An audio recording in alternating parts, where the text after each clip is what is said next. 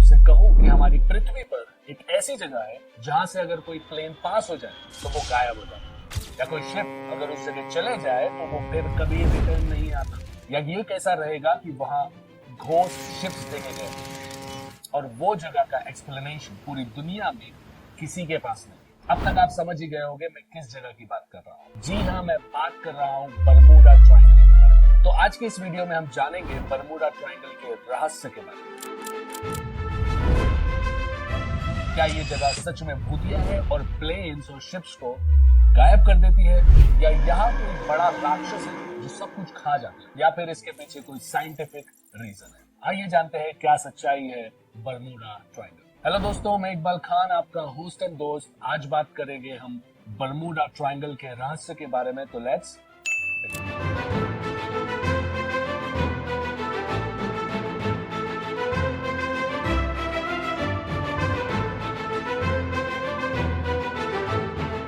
आज तक लगभग 50 प्लेन, 20 शिप और हजारों लोग गायब हो चुके हैं बरमूडा ट्रायंगल में। क्रिस्टोफर कोलंबस, जिन्होंने अमेरिका को ढूंढ निकाला, ये भाई साहब भी बरमूडा ट्रायंगल के लपेट में आते आते बच गए। बात है 1492 की, जब हमारे क्रिस्टोफर कोलंबस भाई साहब भारत की तलाश में वेस्ट की तरफ आगे बढ़ते हैं, क्योंकि उन्हें मालूम था कि दुनिया गोल है, वेस्ट की तरफ आगे बढ़ने से वो एशिया तक पहुंच जाएगी। बट वो साहब पहुंच गए अमेरिका। लेकिन उन्होंने लोगों को बताया कि जब वो अमेरिका बस पहुंचने ही वाले थे, तब उनके कंपस की सुई सारी दिशाओं में स्पीड से गोल घूमने लगी। पंछियों, जानवरों की चिल्लाने की जोर से आवाज आने लगी और लहरें बड़ी हुई। तभी उन्होंने देखा कि एक आग का गोला समंदर में यहाँ से वहां तैर रहा है।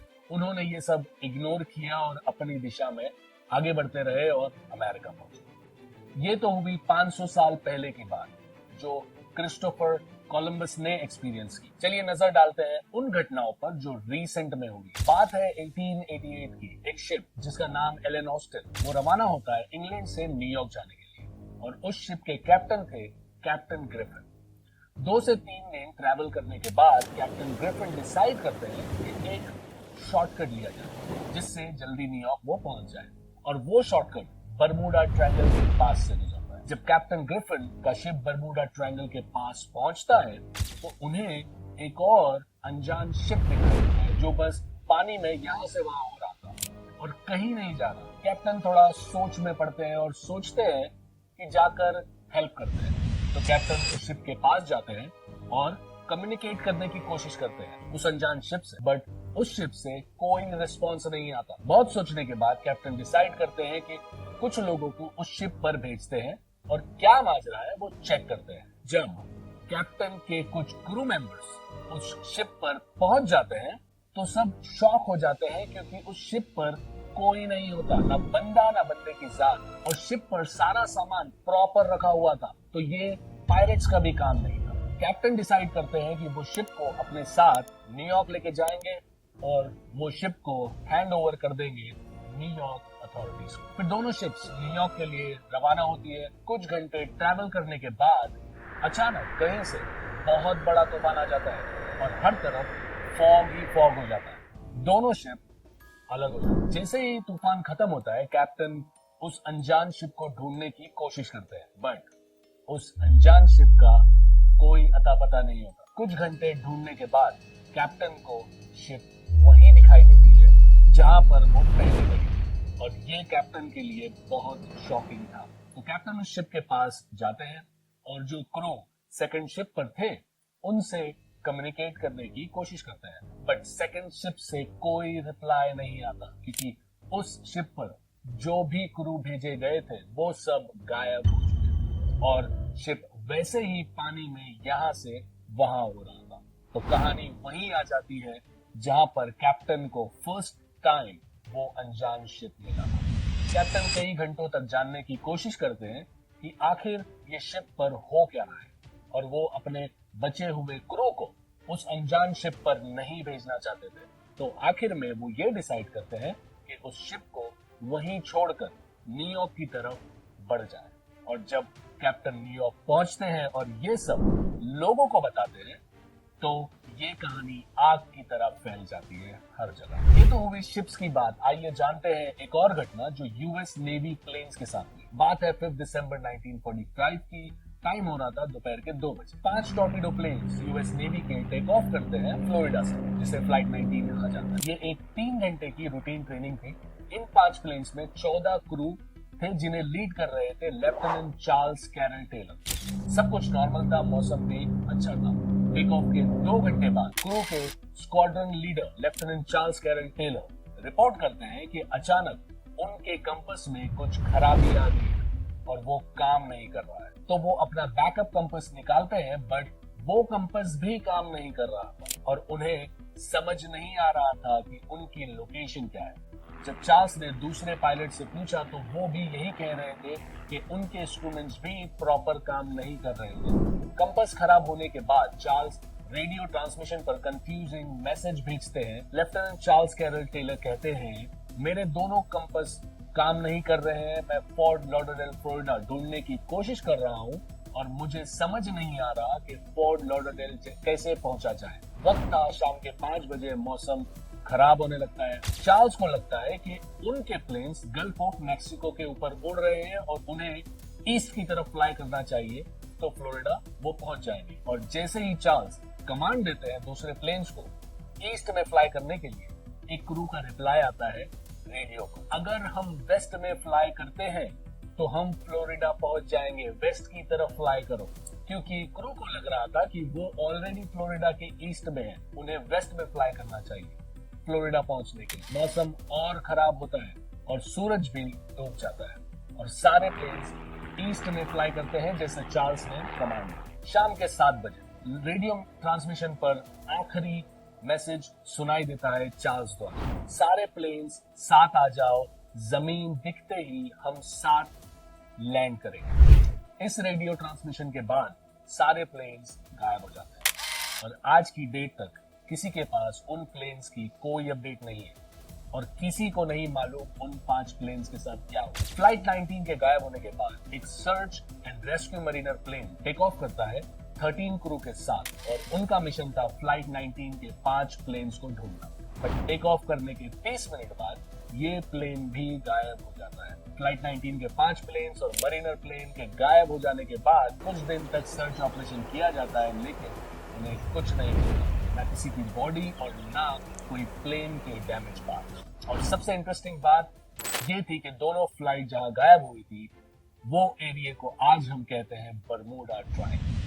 तो सबसे पहले जानते हैं किस जगह को कहते हैं बरमूडा ट्रायंगल। ये एक ऐसा रीजन है जो कनेक्ट करता है फ्लोरिडा, बरमूडा और पोर्टो रिको को। अगर हम स्ट्रेट लाइंस खींच दें इन कंट्रीज के बीच तो हमें मिल जाएगा बरमूडा ट्रायंगल, जो 5 लाख स्क्वायर मील्स में फैला हुआ है। और इस जगह का कोई नाम नहीं था, बट 1964 में विंसेंट गैडिस, एक ऑथर, इन्होंने अपनी मैगजीन आर्गोसी में इस जगह का नामकरण किया और इस जगह को कहा बरमूडा ट्रायंगल। और तब से आज तक बहुत सारी बुक्स और मूवीज बन गई है इस नाम का यूज करके।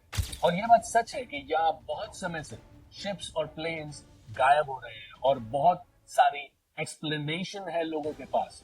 तो हम वन बाय वन बात करते हैं उन एक्सप्लेनेशन के बारे में। यूएफओस, कुछ लोग कहते हैं यूएफओस आते हैं वहां और शिप्स और प्लेन्स को अबडक्ट कर लेते हैं, बट मुझे नहीं लगता कि ये यूएफओस का काम है, क्योंकि अगर ऐसा कुछ होता तो आज हम ऑलरेडी एलियन से कांटेक्ट कर चुके होते और ह्यूमन सिविलाइजेशन आज कुछ अलग ही लेवल पर होती। तो I think UFO rejected. Sea monster, अब क्या कहूं मैं, हम जी रहे हैं सैटेलाइट की दुनिया में जहां 11,000 से ज्यादा सैटेलाइट अर्थ को ऑर्बिट कर रही है। आप खुद सोचो, अगर ऐसा कोई मॉन्स्टर होता तो वो सैटेलाइट इमेजेस में कैप्चर नहीं होता। तो यस, सी मॉन्स्टर भी रिजेक्टेड। घोस्ट पायरेट्स, अब देखिए ऐसा नहीं है कि मैं घोस्ट में बिलीव नहीं करता। घोस्ट एक टोटल डिफरेंट टॉपिक है, उस बारे में किसी और वीडियो में खुल के बात करें। घोस्ट पायरेट्स अगर मैं मान भी लूं कि वहां घोस्ट पायरेट्स हैं तो शिप्स गायब हो रहे हैं, बट प्लेन्स का क्या, प्लेन्स क्यों गायब हो रहे हैं? तो घोस्ट पायरेट्स भी reject. Atlantis the lost city, अब कुछ लोग कहते हैं कि एक मोस्ट एडवांस सिविलाइजेशन रहती है समंदर के अंदर जो शिप्स और प्लेन्स को पानी में डुबा देती। बट जस्ट सोचो, हमने टेक्नोलॉजी के जरिए मार्स तक चले गए। तुम्हें नहीं लगता अगर ऐसी कोई सिविलाइजेशन होती तो हमें मालूम होता? तो लेट्स रिजेक्ट। चलिए अब बात करते हैं कुछ ऐसे पॉइंट्स पर जो साइंटिफिक है। अनप्रेडिक्टेड वेदर, हाँ ये मैं कह सकता हूँ कि ये एक रीजन हो सकता है क्योंकि फ्लोरिडा के पास अक्सर हरिकेन्स आते रहते हैं, जैसे अभी सितंबर एंड में आ रहे हैं, तो ये एक रीजन हो सकता है। मैग्नेटिज्म एंड एगोनिक लाइंस, देखो ये भी एक अच्छा एक्सप्लेनेशन है। जैसे हम जानते हैं अर्थ का एक नॉर्थ पोल है और एक साउथ पोल है। जब कंपास का यूज होता था, जिस समय कंपास का यूज होता था, तो डायरेक्शन के लिए नॉर्थ पोल और साउथ पोल का यूज करते थे। बट कुछ एगोनिक लाइंस होती है, आई मीन अर्थ पर कुछ ऐसी जगह होती है जहां ये कंपास काम नहीं करते, और ऐसी एगोनिक लाइन बरमूडा ट्रायंगल के पास बहुत सालों से है। तो ये भी एक रीजन हो सकता है कंपास खराब होने का। शैलो वाटर्स, हाँ ये बात है कि बरमूडा ट्रायंगल के पास कहीं कहीं शैलो वाटर्स है, मतलब गहराई कम है, तो शिप्स वहां टकरा के टूट जाते हो। बट अगर ऐसा होता तो शिप का मलबा तो मिलता, बट जो शिप्स बरमूडा ट्रायंगल में गायब होते हैं वहां मलबा भी नहीं मिलता। और प्लेन्स का क्या? तो इट्स रिजेक्टेड। मीथेन गैस, कुछ साइंटिस्ट का मानना है कि बरमूडा ट्रायंगल के समुद्र के नीचे मीथेन गैस पॉकेट्स है। जब ये गैस ओशियन फ्लोर से बबल की तरह रिलीज होती है तो ये समुद्र के पानी की डेंसिटी को कम कर देती है, जिससे शिप्स डूब जाते हैं। ये गैस एटमॉस्फेयर में भी असर डालती है, जिससे प्लेन्स क्रैश हो सकते हैं। ये सारे जो पॉइंट्स पर हमने बात की, ये ऐसे पॉइंट्स हैं जो सिर्फ हम सोच रहे हैं, कोई प्रूफ नहीं है कि ये पॉइंट सही है और ये पॉइंट गलत है। बट मेरे पास एक ऐसा पॉइंट है जिससे आपको क्लियर हो जाएगा कि बरमूडा ट्रायंगल की मिस्ट्री क्या है। सबसे पहले आपको ये बताता हूँ कि अगर टॉप 10 डेंजरस सी सर्च भी करोगे गूगल पर तो बरमूडा ट्रायंगल उस लिस्ट में नहीं होगा। और यूएस ने भी बरमूडा ट्रायंगल को रिकॉग्नाइज भी नहीं करते, और ना बरमूडा ट्रायंगल आपको कोई गूगल मैप पर मिलेगा। और अगर आप विकिपीडिया पर पढ़ते हो तो ये बताता है कि बरमूडा ट्रायंगल एक अर्बन लेजेंड है, मतलब ये एक कहानी है जो सच नहीं है पर सच बताई जा रही है। आपको बताना चाहूंगा कि लॉयड लिस्ट ये एक शिपिंग पब्लिकेशन है जिसका डेटा बताता है कि अब तक बरमूडा ट्रायंगल में 8,634 शिप्स गए हैं, जिसमें से 2 कैजुअलिटीज हुई है, जो कि नॉर्मल कैजुअलिटी रेट से भी कम है। और जो भी स्टोरीज हम सुनते हैं बरमूडा ट्रायंगल के बारे में, वो सब पास्ट की है, जिसे हम वेरीफाई भी नहीं कर सकते। और उस टाइम हमारे पास प्रॉपर टेक्नोलॉजीज भी नहीं। और अगर बरमूडा ट्रायंगल इतना मिस्टीरियस या डेंजरस होता तो ये जो घटनाएं हुई है ये अभी भी जारी रहती, लेकिन ऐसा नहीं है क्योंकि अभी इस समय हमारे पास लेटेस्ट टेक्नोलॉजी अवेलेबल है।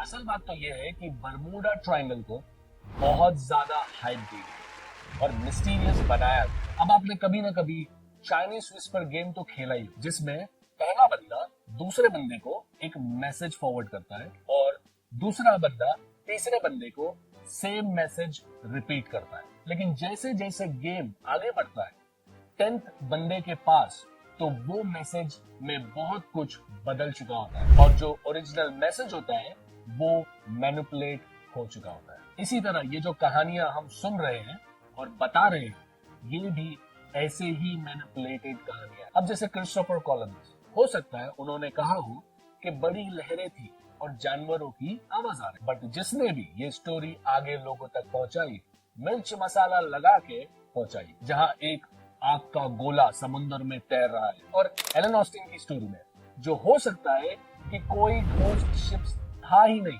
वो बस किसी स्टोरी सुनाने वाले ने ऐड कर दी ताकि स्टोरी इंटरेस्टिंग हो सके। मैं ये नहीं कह रहा कि वहां एक्सीडेंट्स नहीं हुए और ये कहानियां झूठी है। मैं बस ये कहना चाहता हूँ कि ये कहानियों को मिर्च मसाला लगाकर हमारे सामने टीवी, बुक्स, न्यूज़पेपर इनके जरिए बेचा गया है और जो इंसिडेंट्स हुए हैं उनके साइंटिफिक रीजन है। जैसे बरमूडा ट्रायंगल, वो रीजन एक डेंजरस जोन है जहां एक्सीडेंट्स होना नॉर्मल है दूसरे ओशियंस के मुकाबले, और उनके region bad weather, shallow water, magnetic anomalies, agonic lines और मीथेन गैस, ये सब मिलकर बर्मुडा ट्रायंगल रीजन को डेंजरस बनाते हैं, पर मिस्टीरियस नहीं। और अगर आपको यकीन नहीं होता तो फ्लाइट रडार ये एक वेबसाइट है, जहां जाकर चेक करें कि बर्मुडा ट्रायंगल के ऊपर से कितनी फ्लाइट्स डेली पास होती है। बस ये नहीं, मैं खुद जब फ्लोरिडा गया था तो बर्मुडा ट्रायंगल के ऊपर से ही हमारा प्लेन पास हुआ।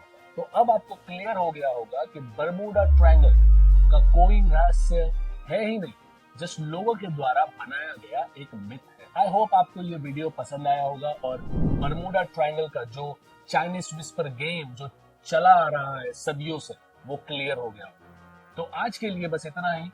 मिलते हैं अगले वीडियो में एक नए टॉपिक के साथ। तब तक के लिए ख्याल रखिए अपना, अपने लव वंस का, एंड जय हिंद।